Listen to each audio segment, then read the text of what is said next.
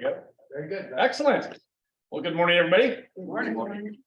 Oh, we can do better now. Good morning, everybody. Good morning. Much better. I'm Russell Marsan with Investment Property Exchange Services. I'm Senior Vice President.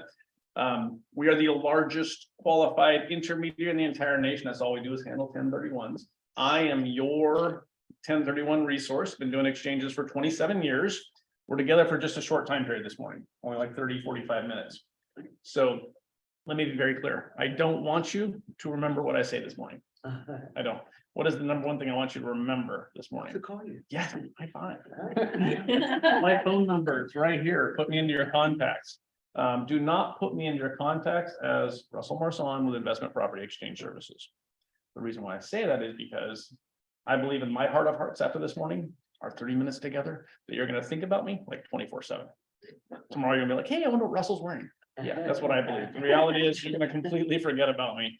And a month from now, you're going to have a question. You're going to try to find me in your contacts. And you're like, what was his name? What was his company name? And you won't That's find my problem when I try to find it. Yes, it is. Everybody's problem. So put 1031 in there somewhere, right? Russell 1031 guy or something. That way you'll search 1031 and up I will pop in your contacts.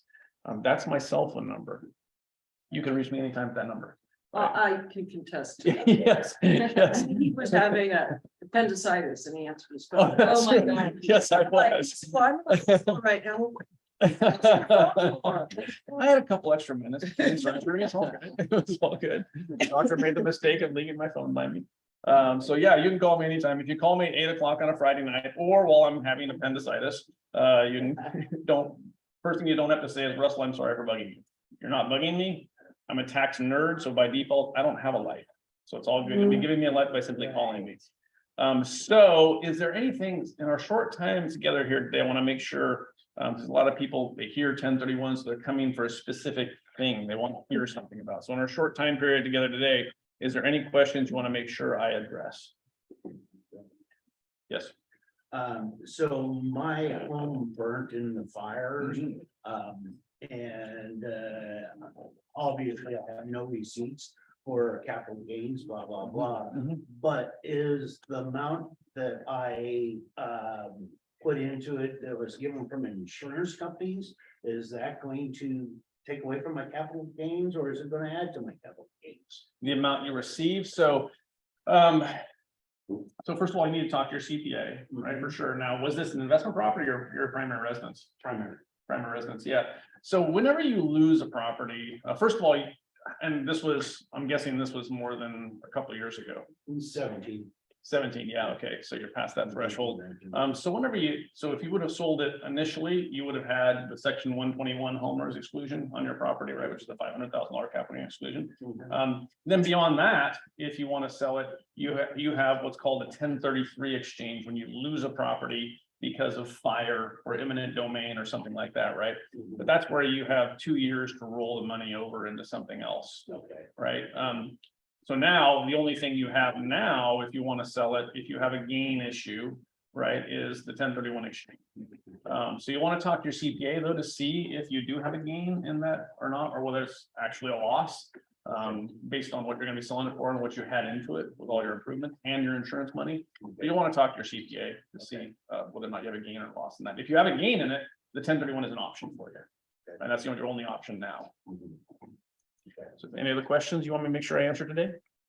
No? Is anybody still awake? Very cool. Actually, are you going to talk about reverse 1031s? I can, absolutely, because they're super popular now. So the first thing I want to talk about is something incredibly exciting that has never happened in the 1031 world ever in my 27 years of being in the industry. Right now, well, first of all, let me ask this question. What is the most restrictive thing about a 1031 exchange? Exactly. Everybody said it, the 45-day identification rule, right? In fact, I've been getting this phone call for the last several months, and that is a client will call me and say, hey, my realtor said to give you a call. I'm thinking about doing an exchange. I would love to sell my investment property because I don't want it anymore, but I've been scouring the market and I can't find anything. There's no inventory out there. So I'm in fear of selling and only having 45 days to find something that doesn't currently exist. So then their question is always, can I get more than 45 days to identify? And of course, my answer is always no, right? Those are hard, fast dates. Now, there is, in effect, no 45-day identification deadline right now. There isn't one. And here's why. You remember the floods that happened in California back in December and January earlier this year, right? We were declared a federally declared disaster in most of California. 49 of the 58 counties in California were named in this federally declared disaster notice. Right? Whenever there's a federally declared disaster, 1031 exchangers get extensions.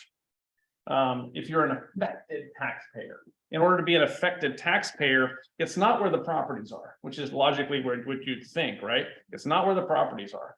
It's where does the exchanger, the taxpayer, live? That's the number one way to get the extension. So if I could live in Sonoma County, and if that's named as one of the counties, which by the way, Sonoma County is one of the counties named, then it doesn't matter where I'm selling my property. I could be selling a property in Florida and doing a 1031 exchange. I get the extension. It's not where the properties are located. It's where the taxpayer resides, right? So what happened initially was they set this hard fast date of May 16th. So if you would have entered into an exchange earlier in the year, let's say you closed on your relinquished property February 1st, right? And so then you have 45 days to identify, which means March 15th would have been your 45-day identification deadline.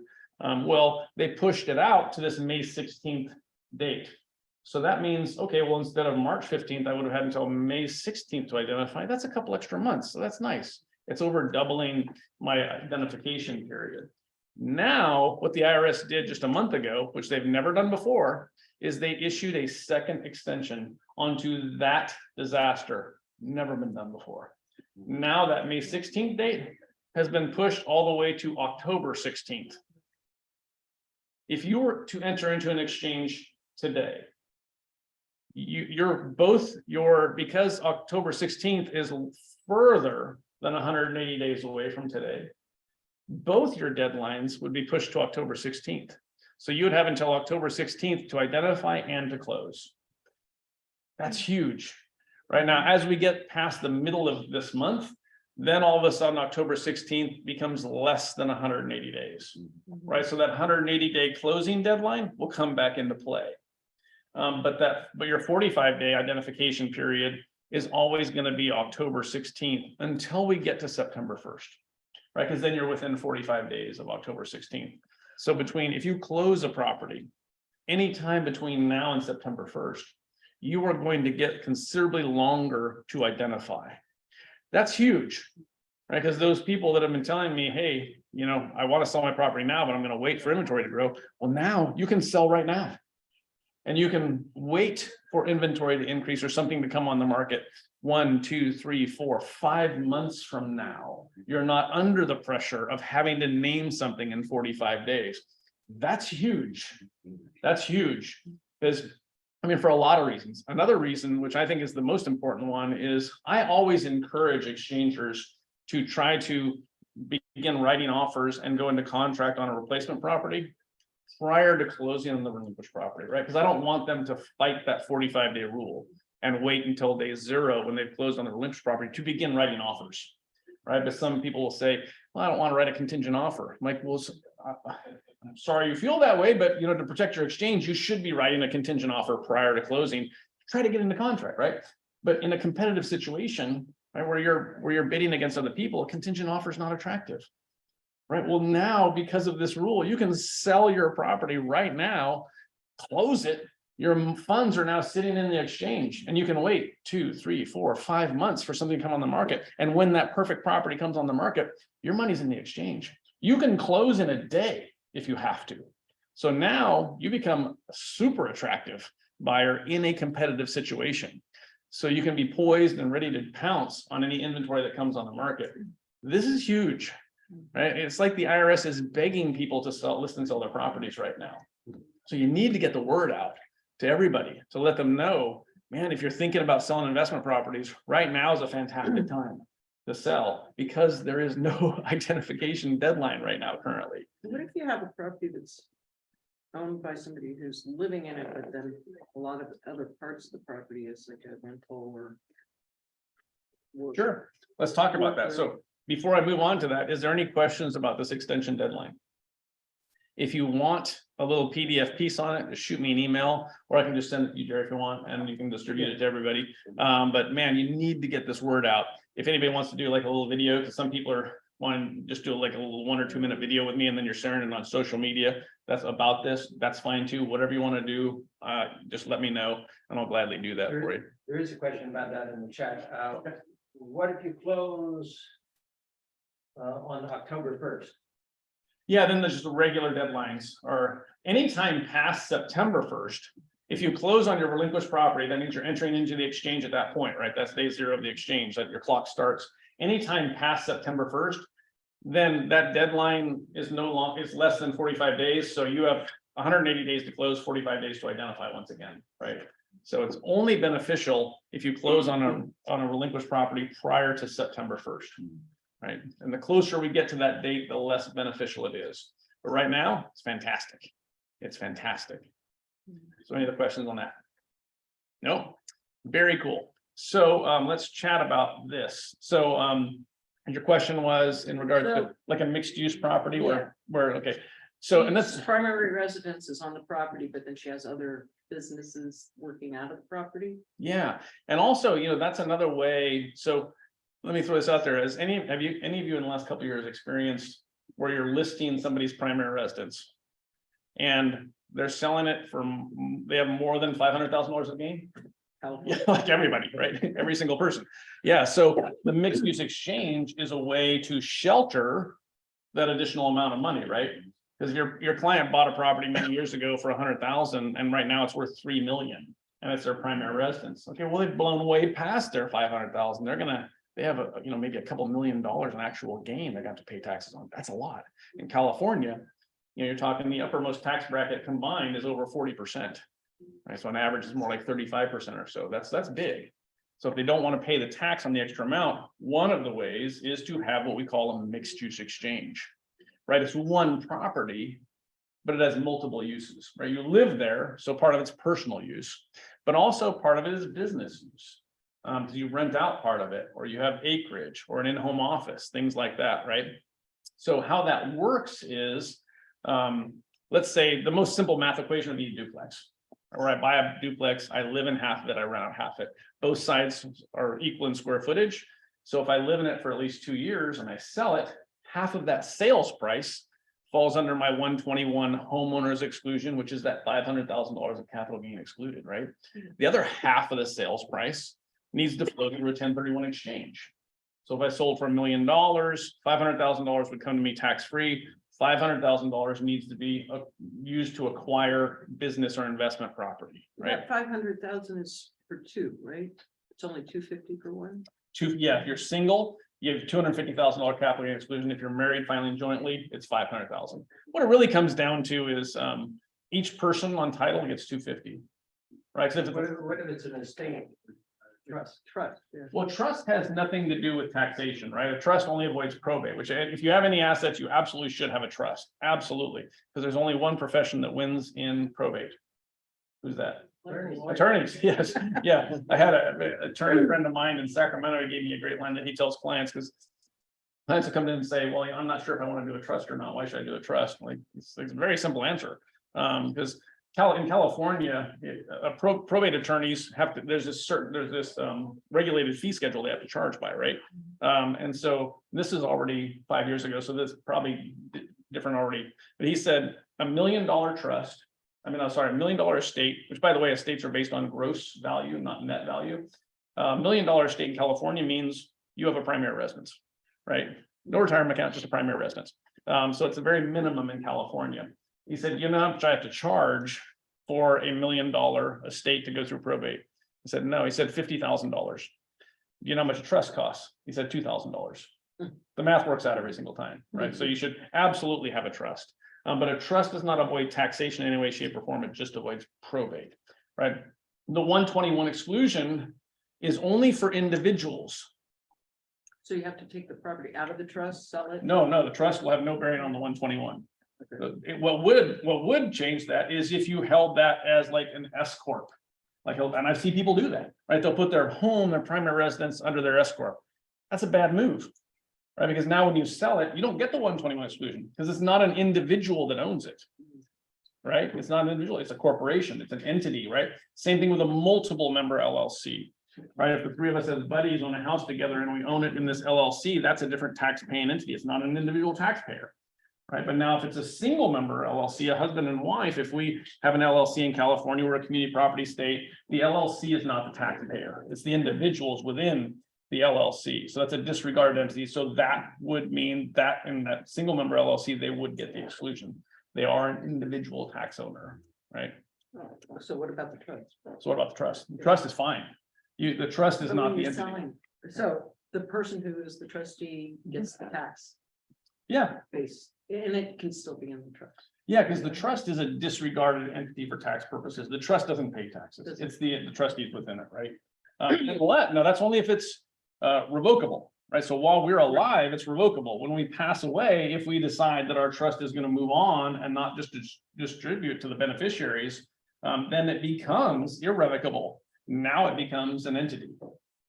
Right, so now it's different than the taxpayers. Mhm. So going forward, yeah, then it does change the game. But while we're alive, our trust is revocable. It's not a tax-paying entity. So it's all good. Oh, you guys give me some good questions. We're playing challenge the speaker. Love it.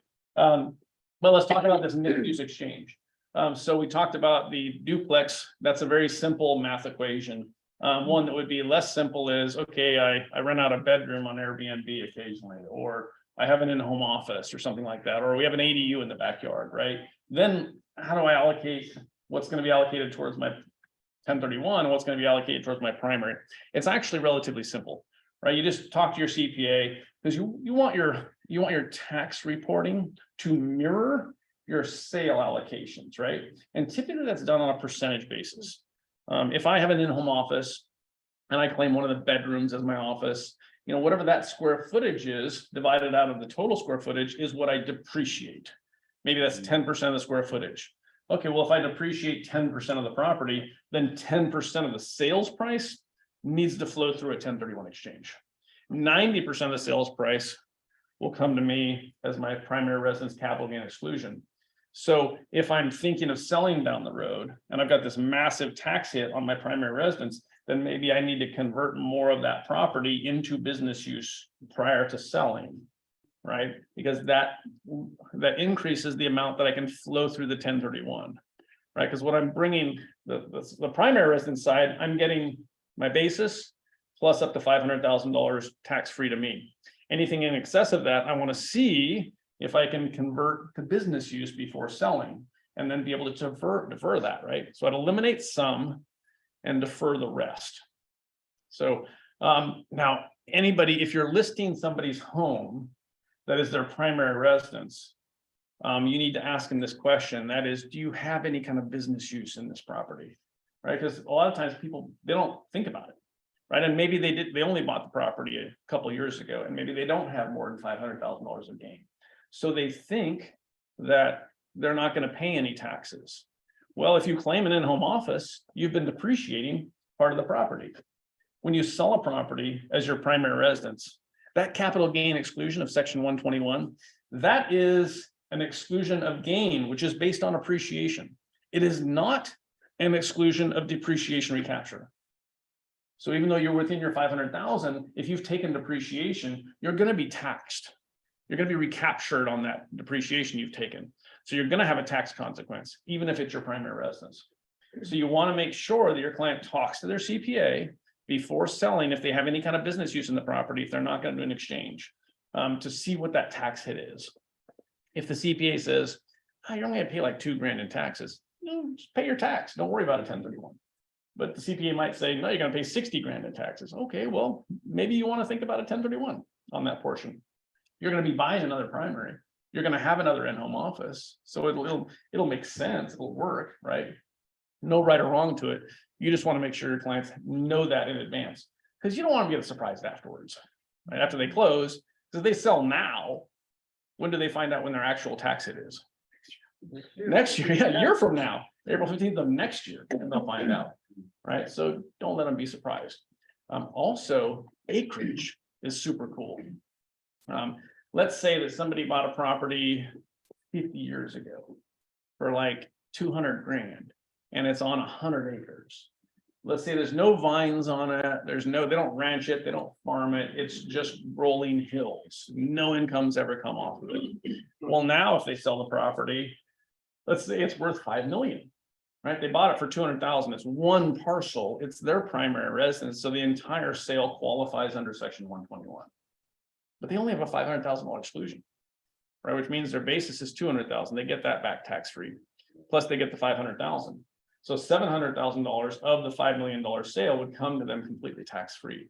But that means what? $4.3 million is going to be fully taxable. Ouch. It's a mixed use exchange. It qualifies, even though there's been never an ounce of income that's come off the property, it qualifies 1031, right? And here's the thought process. What do you really, in the 100 acres, what did they really use for personal use?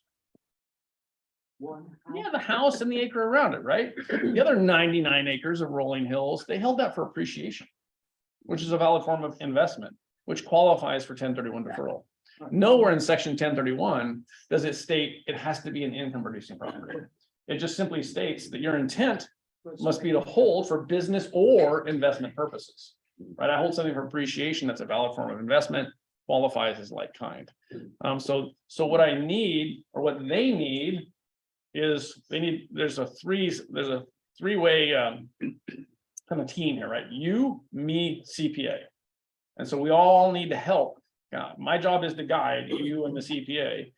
Your job is to help them to figure out what those values are. And so you want to do a couple different brokers' opinion of value.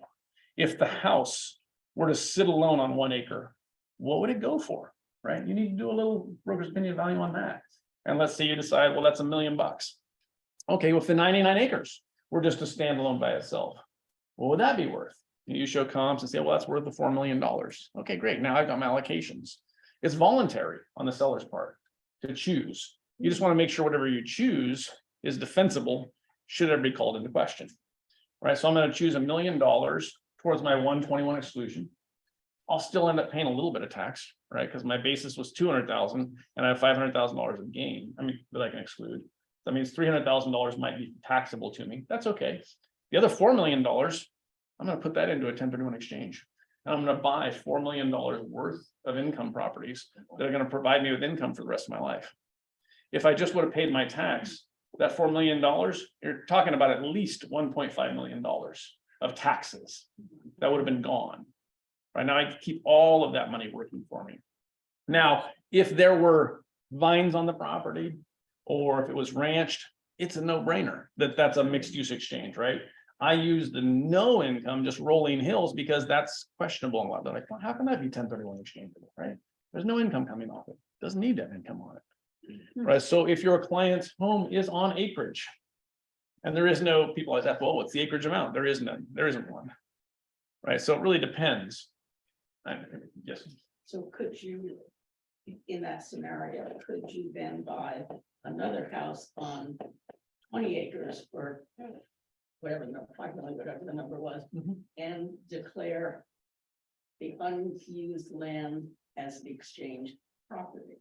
Yeah, so long as the math works out and whatever math you're using is defensible, shouldn't be called into question, right?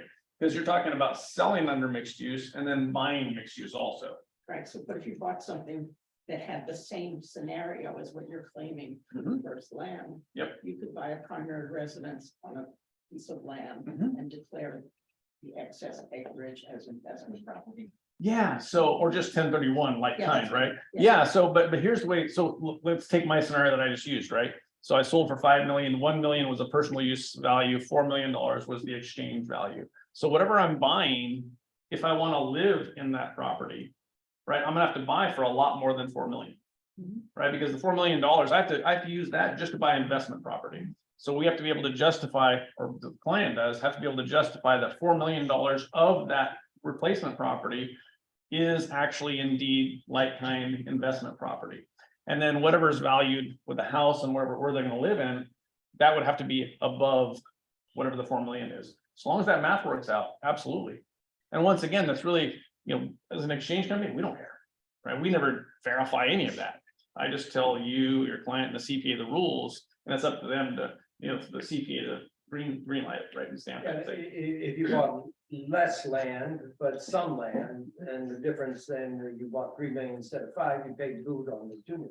Yeah, so you can buy down in value, Yeah, right? And if you do, or maybe that property, maybe the one you're buying is only $3 million. Okay, you're gonna buy a second property to make up that difference. Yeah, You can still, you know, you can buy and sell mixed use properties on either end. You just want to make sure that you're doing that whole equal or greater thing on the investment side. Whatever part of your land as investment. it's investment property. Yeah, Right. yes, absolutely. But you just want to make sure it's justifiable, right? Right, exactly, and defensible. And that's where the CPA comes in. It says, yeah, I agree with that, right? You know, because once again, it's that circle of three, right? You, myself, and the client, and the CPA rather. So, cool. Any other questions on mixed use exchange? So when you say defensible, would they need to have an appraiser come in to justify it? Not mandatory. Okay, Your broker's opinion and value showing comps should be fine. If they want a higher level, then yeah, you can do it, but it's not mandatory that you have a formal appraisal done on it. Not mandatory, just justifiable, defensible comps is good. Any questions on that? You know, another way also to, if your clients are in excess of the $250,000 or $500,000 substantially, then they can also, you can actually use section 121, that homeowner's exclusion, and a 1031 on the same property if that property fully qualifies for both section codes. So let's say there isn't a mixed use possibility. Let's just say it's a house on a regular city lot, right? So there's no chance of any kind of mixed use. They didn't rent out any of it, but they're way above their $250,000 or $500,000 and they don't want to pay the tax. Okay, well, since you've lived in it for a long time, the entire property qualifies under section 121. But you need to qualify that property for 1031 now. And the only way to do that is to move out of it. So move out of it, rent it out for, you know, a year or two, and then sell it. Now, because the last use of the entire property was business use, the entire property qualifies for 1031. Does it have to be at least 2 years out of 5? Well, the safe harbor, it depends on whether or not you want to follow the safe harbor, Mhm. right? So, you know, most tax advisors would read like 2 tax returns, whatever that takes, right? To get it as an income property for 2 tax returns. So once you do that, then the last use of it was business use. So the entire property qualifies 1031, unlike a mixed use, only part of it qualified, right? In this, the entire property qualifies 1031.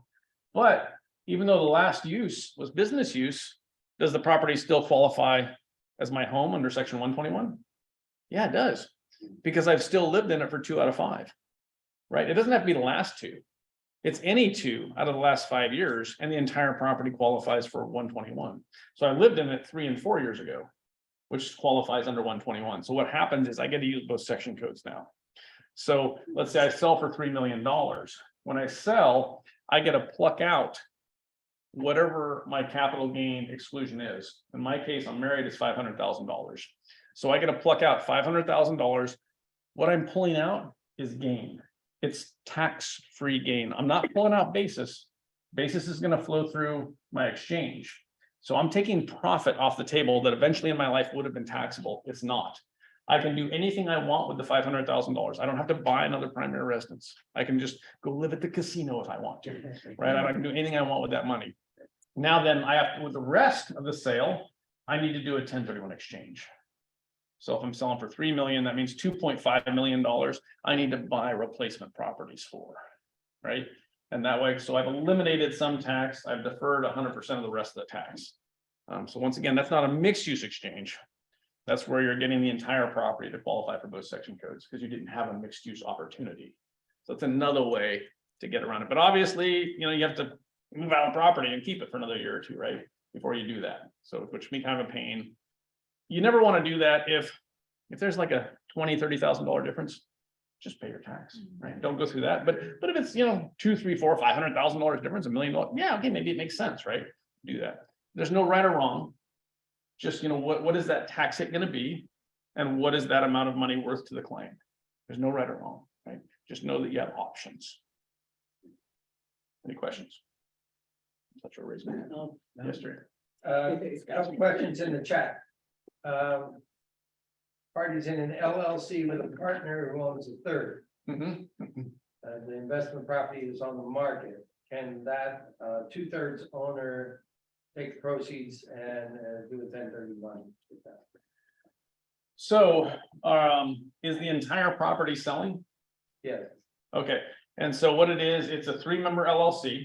yeah. And- Two members. Well, 2 members, 1/3, 2/3. Well, but there's 3 members in that LLC? No, 2 members, one owns 2/3, one owns 1/3. Oh, God, forgive me. Okay, gotcha. Okay, so and the 2 people are not a married couple. Yeah. Okay, so a 2-member LLC that is not a married, the married couple in California is, one taxpayer, therefore it's a disregard entity. But if you and I, just as buddies, are in an LLC together, that is a different tax paying entity than the individuals within it. Right, so if it's owned by a multiple member LLC, that is its own taxpayer. If that LLC sells, that LLC has to buy. Right, I can't sell as an LLC and buy as an individual in a 1031 exchange. You can't bifurcate that partnership. You can, so when are they thinking of selling? We know that, It's on the market now. it's on the market now, and they're still in this LLC, obviously. Yeah. Yeah, so, this is what we call a drop and swap. Where you're in a partnership, Right. we don't like each other anymore, right? Which if you've been in a partnership with me, you totally get. So we're in a partnership together, Jerry doesn't like me anymore, he wants me out. Or we want to go our separate ways and sell the asset, right? Doesn't matter what our, what our percentage ownership is in the property. So what we'll do is, we're under contract with a buyer. Then we'll go ahead and deed out, we'll dissolve the partnership, deed out as individual tenant and common owners. So that way, when we actually sell, it's the individuals are on title, not the LLC. Right, and then we sell, and then we do exchanges and go our separate ways. That's called a drop and swap, where you drop out of the partnership and swap using a 1031 exchange. The IRS changed the partnership return, which is the 1065 form, 10 years ago. And what they did was they amended that return, and now that return asks 2 questions. Did the partnership deed out and distribute any ownership in the property as a tenant in common owner to any of the partners, either a year before doing a 1031 exchange or a year after doing a 1031 exchange? So 10 years ago, the IRS changed the form to look for and make you admit you're doing a drop and swap. So we actually engaged the IRS immediately after that, because they named us, our industry, right, in this form. And so we said, is this a red flag? Should we be telling our clients, this is a big red flag, don't do drop and swaps? What do you think they told us? Yeah. No, they said, oh, no, we're just collecting data. Yeah, sure. Right. Yeah, we trust you, IRS. Yeah, so, but to their defense, since then, it's been 10 years now, we have not seen the IRS aggressively pursuing these drop and swaps, if you check the box. But you're putting them on notice. But what we have seen, unfortunately, is we've seen some states using the federal form to challenge 1031 exchanges. There are 2 states. Anybody want to guess what one of those states is? California, of course, franchise tax. The other one is New York. Franchise tax board, the most aggressive tax collection agency in the entire universe. I've checked with the Hubble. They verified that. So the franchise tax board, if you check that box, the franchise tax board, there's a high probability you're going to get audited. There's a high probability the California will disallow your exchange. The feds probably won't. So you might just have to pay state tax. So it's better to execute. There's been some challenges to the state of California recently, and the state is lost in most cases.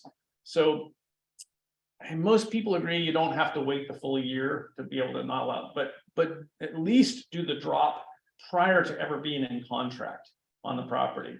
Distance yourself so it doesn't look like it's part of the actual sales transaction. But if you want to eliminate that altogether, then just do it a year in advance, right? And then own it for a year. That way that property is on your tax returns also for the previous year. Because right now, if we just went on title to the property and then sold it, we look like a flipper to the IRS, right? Because the LLC established that held for intent, right? But I, as an individual, the LLC is not asking for 1031 deferral, right? The individual is. And the individual owned the property for like 2 weeks, right? So it looks like a flipper, which flip properties don't qualify for 1031 deferral. Inventory properties don't. It has to be a held for intent, right? So that's kind of why you shouldn't. Now, another way to do it is if one of those individuals wants to just pay their tax, and the other individual wants to do a 1031 exchange, there's another possible strategy. And that is because, and the Jobs Act just changed the technical termination of a partnership, right? Prior to the Jobs Act, you had to have, in order for a partnership to be able to move forward, like if some of the partners want to be bought out and some of the partners want to move forward with an exchange, well, you had to have more than 50% of the original partners in that for that partnership not to terminate. Now there is no such rule. Now it's easier. Now, for a partnership to move forward, you just have to have one of the original partners.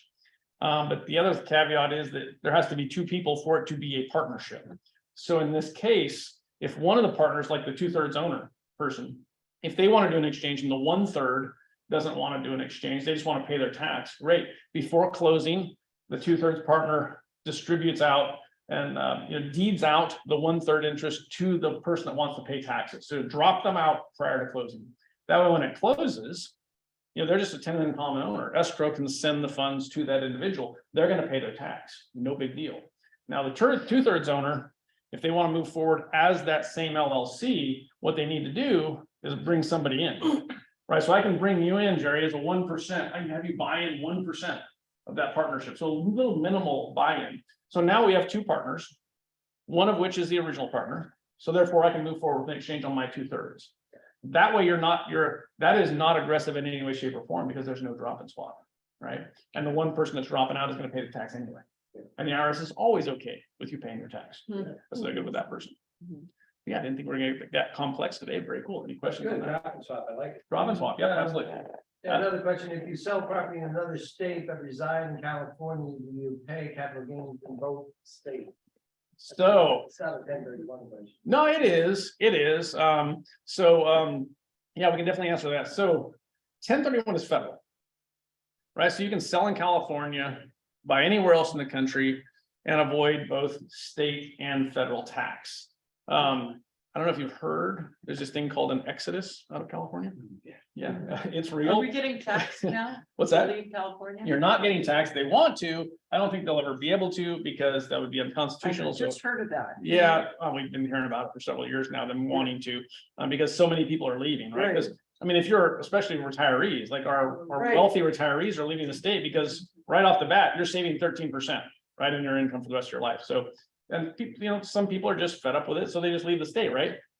And that's fine. So you can do that with a 1031 exchange. You can leave the state, but the state has, well, first of all, let's back up. This is a great opportunity for you guys because from a solicitation standpoint, because a lot of people don't know about the 1031 exchange. I would say most people don't know about a 1031 exchange. A lot of people have exited the state and all they did was change their primary residence, right? They used to live here in California. They moved to Tennessee, right? And so now they live in Tennessee. They didn't know about the 1031. Their investment properties are still here. Let them know, right? Hey, you can do a 1031 exchange. You live in Tennessee now. Why would you leave your investment properties here in California? Sell your investment properties here, exchange into Tennessee, bring your investment properties close to you, right? People would be willing to do it if they simply knew the option exists. You can sell one property in Sonoma and buy like half of Tennessee. So let your clients know that. But there is something called the California clawback. This is not a nickname. This is what the state actually named it. Like you have talons and your clawback. It's one of 4 states that have this unique provision, this clawback provision. So what happens is if you sell, let's say you are an Exodus person, you decide I'm going to sell here and I'm going to buy in Nevada, right? Because Nevada is a no tax state.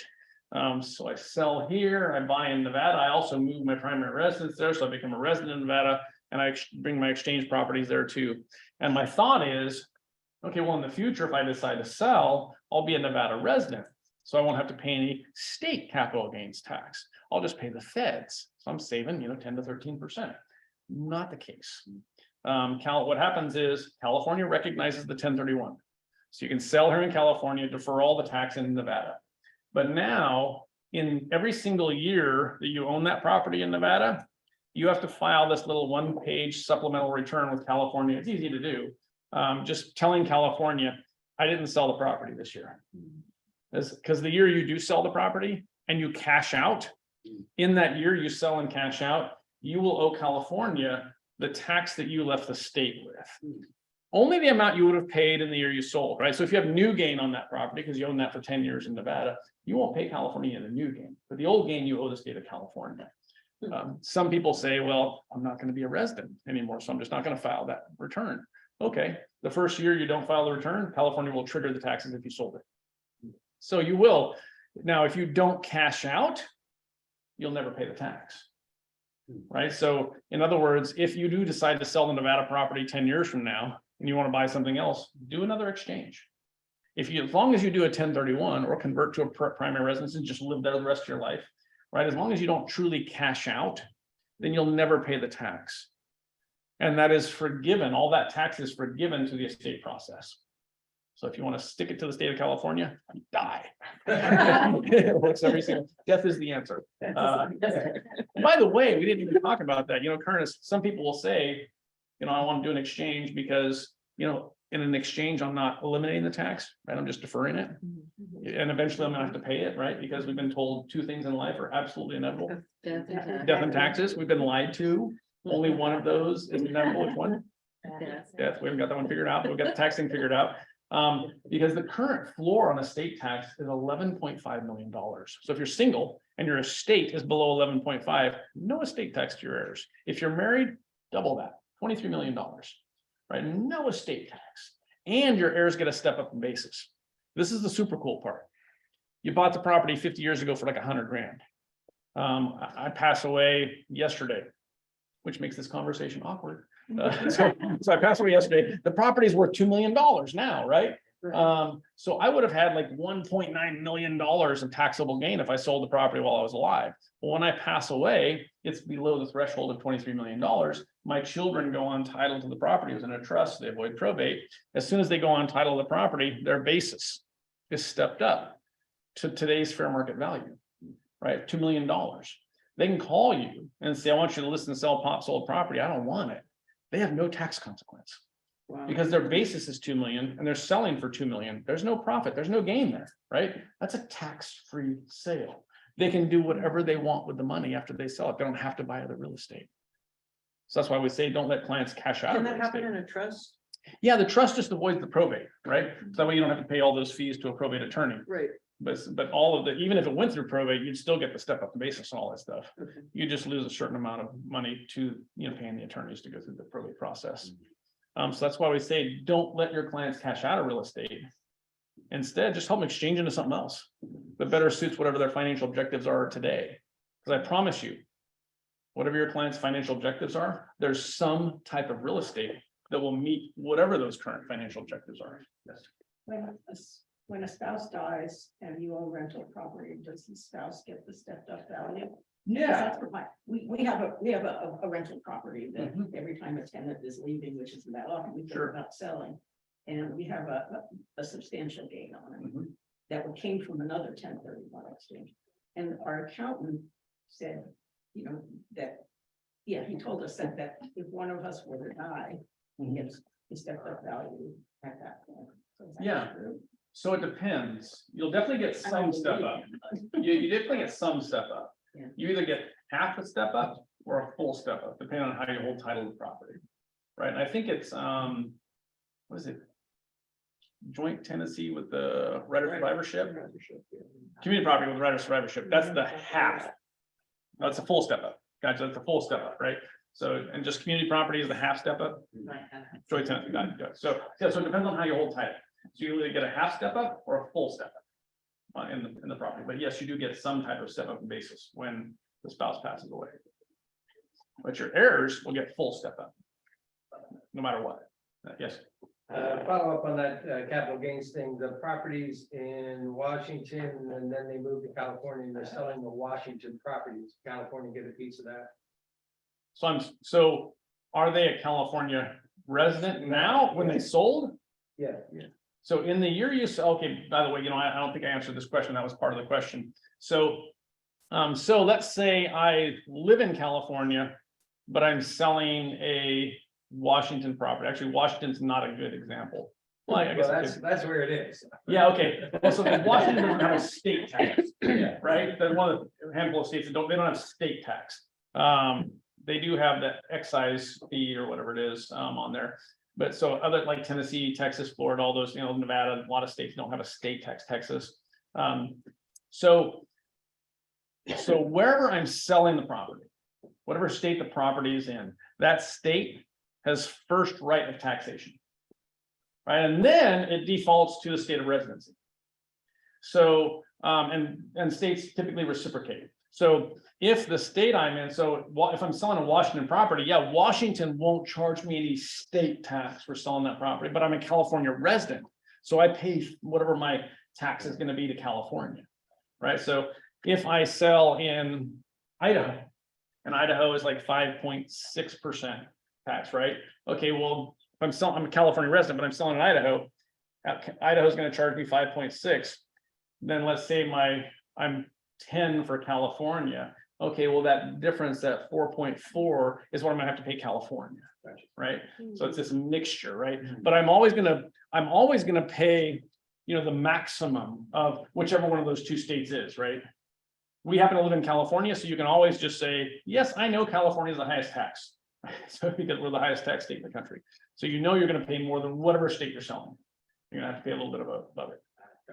Good question. There was a question about reverse, if you cover that, and then we're kind of closing it. Oh, yeah. Oh my gosh, time flies. Yeah, reverse exchange. So reverse exchange is where clients are buying a property first. Right, so they stumbled upon the property that they want. They wrote an offer, they really want the property. The seller accepts the offer. And they say, well, gosh, you know what? I need to do an exchange. I haven't listed and sold my property yet. Can you give me time? And the seller's like, no, I'm not going to give you any time. You either buy my property or get the heck out of my way. So you're forced into closing for whatever reason on the property you're buying first. And then you have to sell afterwards. The only way that can happen is through what's called a reverse exchange. Perfectly legal structure, but far more complex than a forward exchange is called a delayed exchange, where you sell a property first and then go out and buy one. Right. Well, when you do that regular forward or delayed exchange, you're never on title of properties at the same time, right? Because you sell one first and close on it, then you go buy one. In a reverse, you're buying one first and you haven't sold one yet. So the IRS states you, the exchanger, cannot be on title of both properties at the same time and still be allowed 1031 deferral. So they've created this very complex structure that we, the qualified intermediary, have to adhere to, where we physically have to part title to one of the properties. So that way the exchanger is not on title of both at the same time. Typically what we do is we take title of the property they're buying. So what happens is the exchanger loan, we create an LLC to hold title of the property. It's called an EAT, which stands for Exchange Accommodation Title Holder. So we create the EAT, the client loans the EAT the money, right? Because they haven't sold the property yet. Normally you sell a property and all that cash is available to buy a property. That cash isn't available. So how's your client going to buy the property? Well, they have to have cash. So let's say they have the cash, so they loan the EAT the money. The EAT buys the property. EAT goes on title of the property. We immediately triple net lease the property back to the exchanger, so they have control of that asset while we're on title to it. They're going to collect the rents and all that stuff. Now they've got 180 days to get their property sold. And when they finally sell it, the funds come back through the exchange and pay off that loan they gave us to buy it initially. So they can replace those funds wherever they pulled them from within the 180 days. That's in the case if a client has all cash. Some clients don't have all cash, right? They have to get a loan. Well, if I'm getting a loan, how does a lender feel about lending Yeah, they don't. to an LLC that has no Right. tax history and no Don't like it. assets, right? They don't like it, right? So if it's a commercial property or land, it's gonna be a portfolio bank loan, right? And those lenders will play the game with us. If it's a single family, that's a non-conforming loan. The lender's not gonna allow us to take title to it, which forces us to take title to the relinquished property, which is fine, we can do that too. But that changes the game, right? So if the client is gonna take title to the replacement property initially up front, not us, that means as soon as they go on title to it, the exchange is done for that property, which means all of the equal or greater requirements of an exchange have to be met up front. What that really means is, well, how much equity do they have in the property they're going to sell? They've got $1 million of equity in it. They're gonna sell for 2 million. Okay, well, they have to come in with $1 million down payment to buy this property. And they can get a loan on anything in excess of that, but they have to meet those equal or greater requirements up front. So if they don't have that amount of cash as a down payment, it's not even an option for them, right? So they have to have access to cash, at least in the amount that, you know, whatever their proceeds are gonna be if they want to do the reverse exchange. It's an option. It's not for everybody. These low inventory markets, it's become a lot more popular. Right? Because they're like, I'm afraid of selling my property because normally you only have 45 days. To find something? Like, I'm gonna take all the time in the world to find what I want, buy it, close on it, and then sell my property in 15 minutes afterwards. As you pay the price to do that kind of exchange too. Right? A regular forward exchange, total cost, sell one, buy one, $1,250. That's it. Flat fee structure. Reverse exchange, minimum cost is $6,000. To between 6 and 8 grand, depending on the complexity of the exchange. So it's over $5,000 more to do that kind of exchange. But hey, if that's the only option and they really want to buy their dream property first and they can't sell something, then hey, it's better than paying taxes, right? On $600,000 or whatever. Right, so no right or wrong, just know that it's an option for your clients. So what's the most important thing you got from me today? My phone number. Yes, when can you call me? Anytime. All these Mr. Thank you, Russell. I'll send you, I'll send you a bunch of 1031 stuff. Great. Thank you, Russell. Okay, couple of people that are here. I'm sorry again. Madeline is with Fidelity. Tell me the relationship of Fidelity and IPX. We're brother and sister. Okay, Yeah. they're brother and sister. Yeah, IPX And, is owned by Fidelity National Financial, the Okay. parent company of Fidelity, largest title insurer in the world. Right. So we're a sister company. We're the largest QI in the nation and they're the largest title insurer in the nation. Great. Okay, well, thanks for being here, Madeline. Um. So we're gonna No, close down the 1031 part of this. The agents that are here, we'll just have a short sales meeting to see if we've got any properties to share. So you guys can take off. Appreciate you being here. You can stay, Shelley, it's fine. We do have a guest today. Shelley, what's your last name? Kirschner. Yes. Shelley is a good friend of Kendra's. And Shelley just got her license and is exploring placing her license with a brokerage. So Kendra invited her here this morning. So welcome. Remember, if you have any questions for Russell, I put his name in the chat for those of you who are online and on the recording. So it's in the chat, look for it there, or I'll be sending out some information with Russell's information on it as well. Thank you, Russell. Thank you.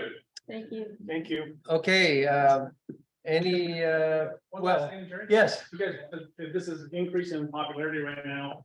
If you guys want to have get a couple actual clients here, I do evening investor seminars. okay, So if you guys want to invite your clients and solicit other non-owner occupied owners into an evening presentation on how to build wealth using the 1031 exchange. great, we're doing this. All right. And you got a great venue for it. great SOI event.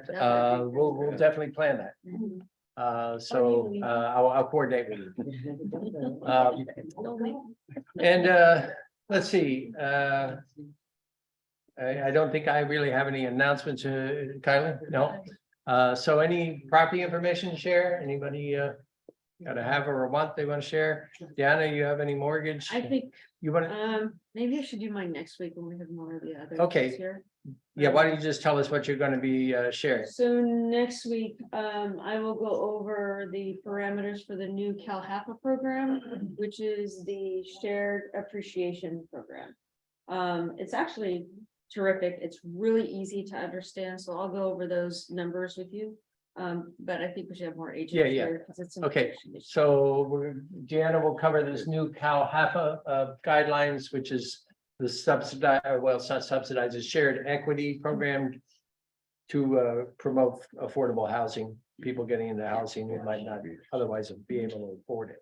So it broadens our market for buyers. Yeah, So that's great. it'll Great. be good. Okay, Okay. yeah, Dan. No, I don't have anything. Okay. Come on, Dan, you must have something. Sun's out. All right, yes, that's great. And what does that mean? Means Buyers people will are- come.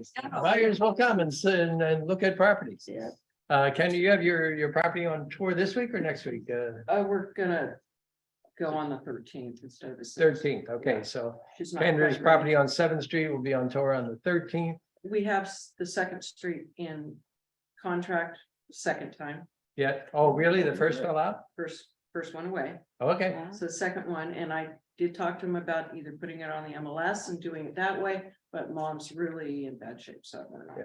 doing that. Alright. But I do have another property possibly coming up. I'll see it either the end of this week or next week. It's a 2-bedroom, 1.5 bath in Boys Springs off of 4th. And I don't even know what I'm gonna list it for yet. I haven't seen it, okay, but they're 2-bedroom. cleaning it up, 1.5 bath. doing stuff to it. So, and besides that, there's supposed to be like underneath the house is 7.5 feet ceiling, not 8. But it's like a little unit below. So I'll have to see what it looks like. But that's gonna come on in a couple of weeks. is that lower unit improved? Yes, So it's rented out or occupied? yeah. Oh, okay. Okay, So I have to see it. I'll see it either the end of this week or beginning of next. gotcha. Okay. All right, anything else for the good of the order? All right, well, thanks to you all for being here and we'll catch you next week. I think we'll just have a standard meeting next week. Probably I'll have blog information to share with market updates and stuff like that for next week, and we'll have a presentation from Deanna. All righty, Yeah, this was good. He It was really good. interesting. That was very good. see you, everyone. Very, very good meeting.